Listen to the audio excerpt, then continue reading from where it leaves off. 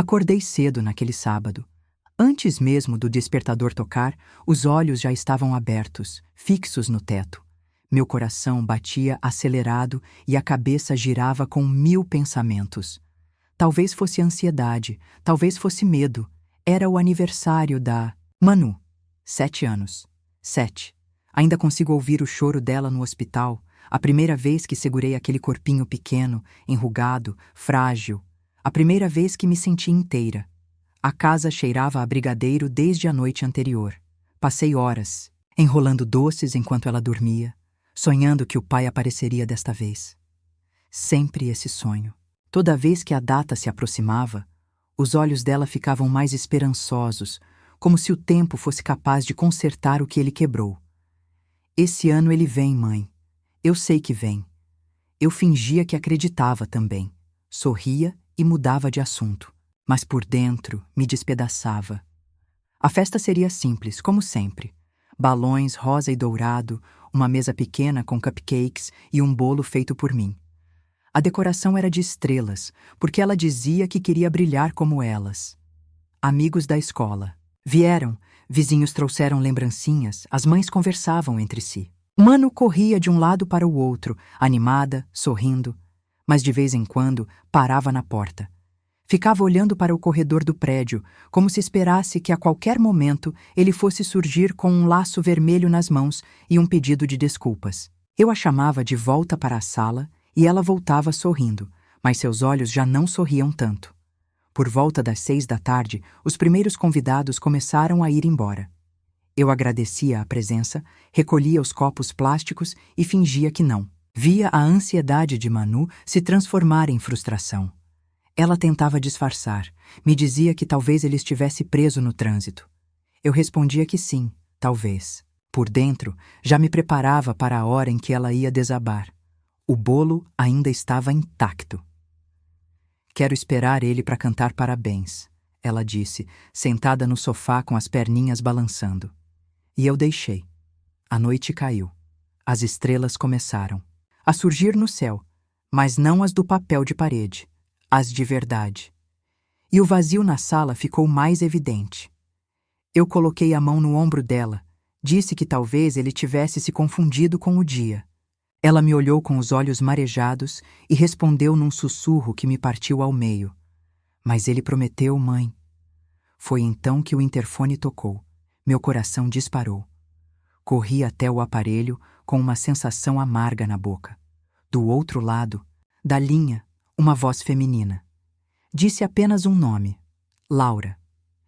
Tenho algo importante para te entregar, ela completou. Hesitei por alguns segundos. Não reconheci o nome, nem a voz. Mas havia algo ali, uma urgência, uma firmeza. Pedi que subisse. Manu correu até mim, os olhos brilhando de novo. É ele? Perguntou, e eu não soube responder. Ela se escondeu atrás de mim quando a porta se abriu.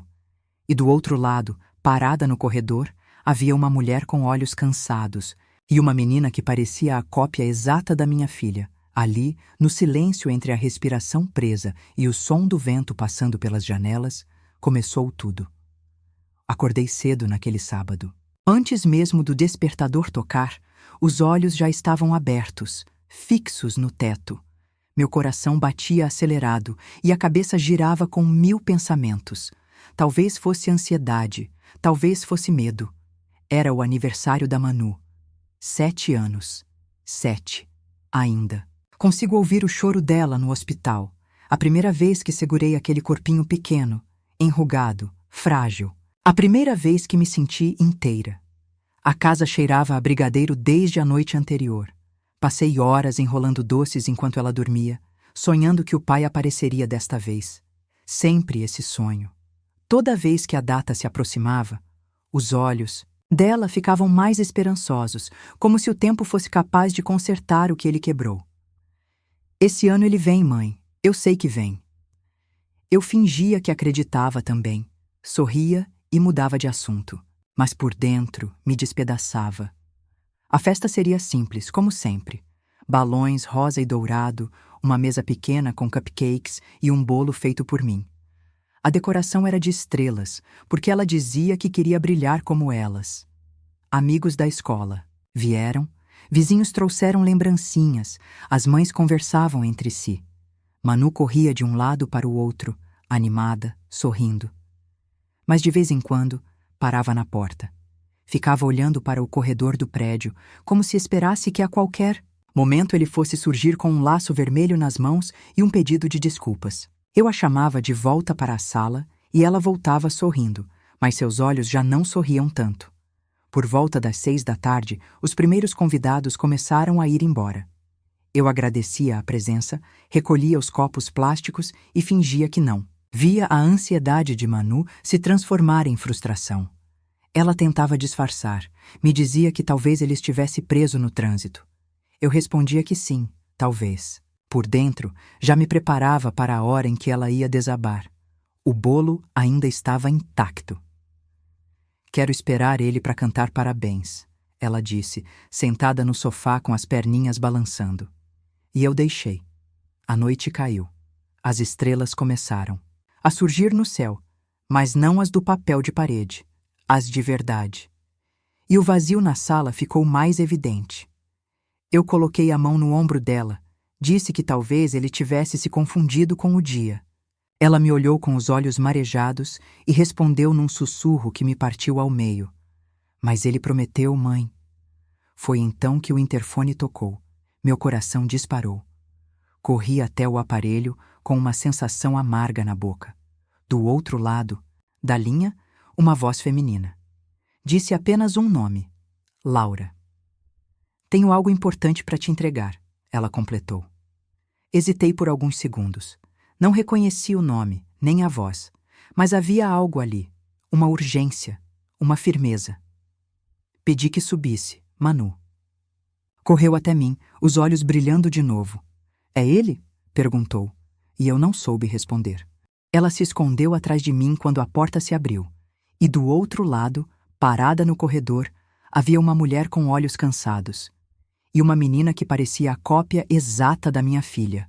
Ali, no silêncio entre a respiração presa e o som do vento passando pelas janelas, começou tudo. Ela parecia tão perdida quanto eu.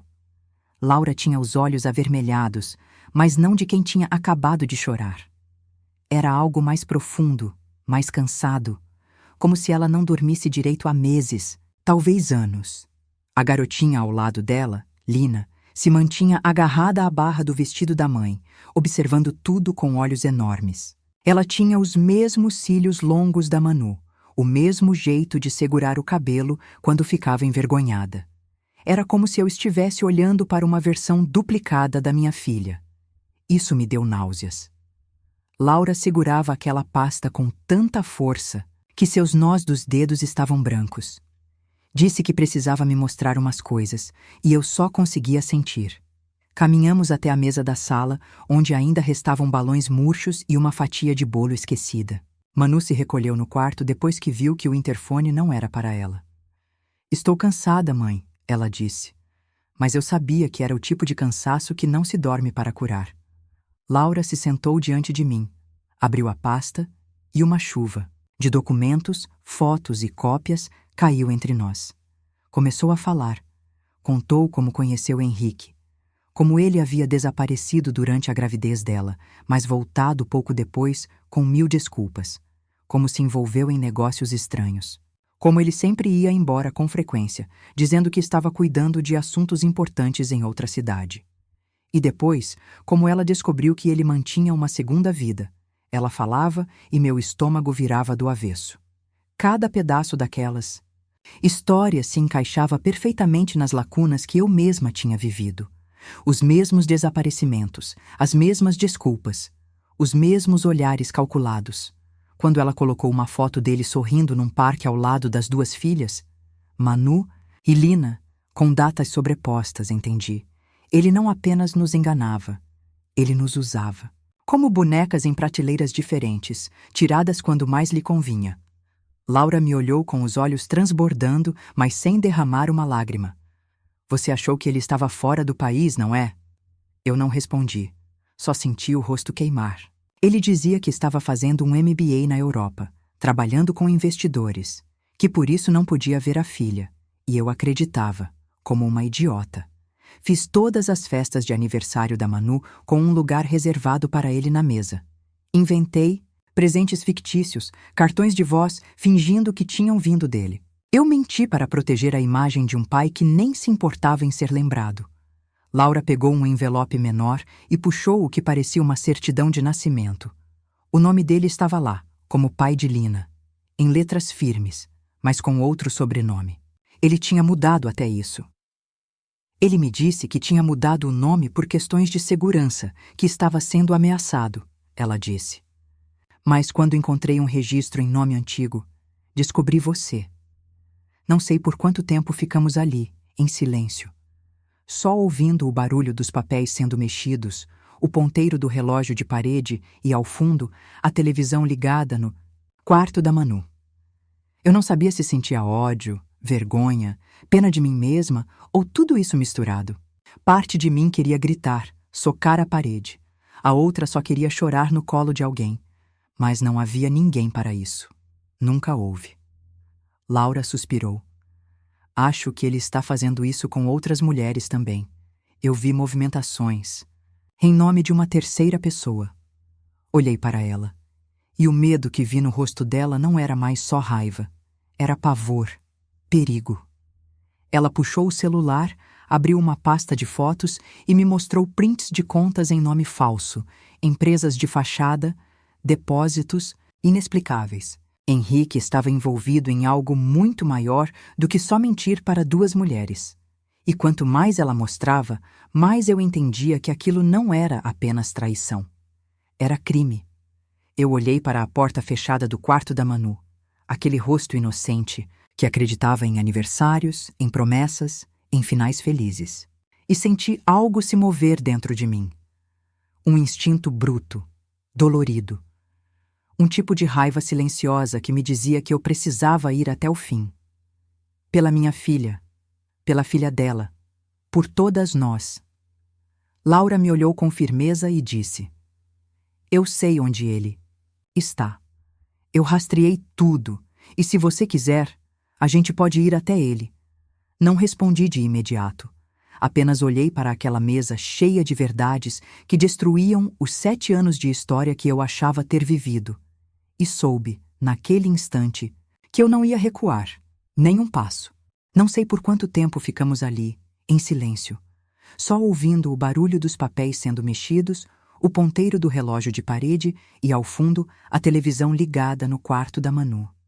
Eu não sabia se sentia ódio, vergonha, pena de mim mesma ou tudo isso misturado. Parte de mim queria gritar, socar a parede. A outra só queria chorar no colo de alguém. Mas não havia ninguém para isso. Nunca houve. Laura suspirou. Acho que ele está fazendo isso com outras mulheres também. Eu vi movimentações em nome de uma terceira pessoa. Olhei para ela. E o medo que vi no rosto dela não era mais só raiva. Era pavor, perigo. Ela puxou o celular, abriu uma pasta de fotos e me mostrou prints de contas em nome falso. Empresas, de fachada, depósitos inexplicáveis. Henrique estava envolvido em algo muito maior do que só mentir para duas mulheres. E quanto mais ela mostrava, mais eu entendia que aquilo não era apenas traição. Era crime. Eu olhei para a porta fechada do quarto da Manu, aquele rosto inocente que acreditava em aniversários, em promessas, em finais felizes. E senti algo se mover dentro de mim. Um instinto bruto, dolorido. Um tipo de raiva silenciosa que me dizia que eu precisava ir até o fim, pela minha filha, pela filha dela, por todas nós. Laura me olhou com firmeza e disse: Eu sei onde ele está. Eu rastreei tudo, e se você quiser, a gente pode ir até ele. Não respondi de imediato. Apenas olhei para aquela mesa cheia de verdades que destruíam os 7 anos de história que eu achava ter vivido. E soube, naquele instante, que eu não ia recuar. Nem um passo. Eu não dormi naquela noite. Fiquei sentada na beira da cama, com a porta entreaberta, observando Manu dormir abraçada com o unicórnio de pelúcia que o próprio pai dera a ela no último Natal. Ou pelo menos era isso que eu pensava. Agora, nem isso eu sabia mais se era verdade. Talvez ele só tenha mandado alguém comprar, ou então, talvez nem tenha sido dele. Tudo parecia falso agora, como se os últimos 7 anos tivessem sido escritos por outra pessoa, e eu fosse só uma figurante no roteiro do Henrique. Pela manhã, liguei para o trabalho e disse que não iria. Minha voz saiu seca, sem emoção. Eu estava funcionando no automático. Laura chegou pouco depois das 8. Trazia uma mochila pequena, uma garrafinha, d'água e óleos que também não haviam pregado durante a madrugada. Disse que tinha rastreado o histórico do carro dele. Ele tinha voltado para uma chácara afastada da cidade, onde às vezes dizia que ia descansar para trabalhar melhor. Saímos sem dizer muito. Eu deixei Manu com a vizinha, prometendo que voltaria logo. Beijei a testa dela com mais força do que o normal, como se meu corpo dissesse a verdade que minha boca não podia. Ela me olhou com aqueles olhos imensos e disse: "Se ele ligar, eu digo que você foi atrás dele." A frase ecoou na minha cabeça durante o caminho inteiro. Não sei por quanto tempo ficamos ali, em silêncio, só ouvindo o barulho dos papéis sendo mexidos, o ponteiro do relógio de parede e, ao fundo, a televisão ligada no quarto da Manu. Eu não sabia se sentia ódio, vergonha, pena de mim mesma ou tudo isso misturado. Parte de mim queria gritar, socar a parede. A outra só queria chorar no colo de alguém. Mas não havia ninguém para isso. Nunca houve. Laura suspirou. Acho que ele está fazendo isso com outras mulheres também. Eu vi movimentações em nome de uma terceira pessoa. Olhei para ela. E o medo que vi no rosto dela não era mais só raiva. Era pavor, perigo.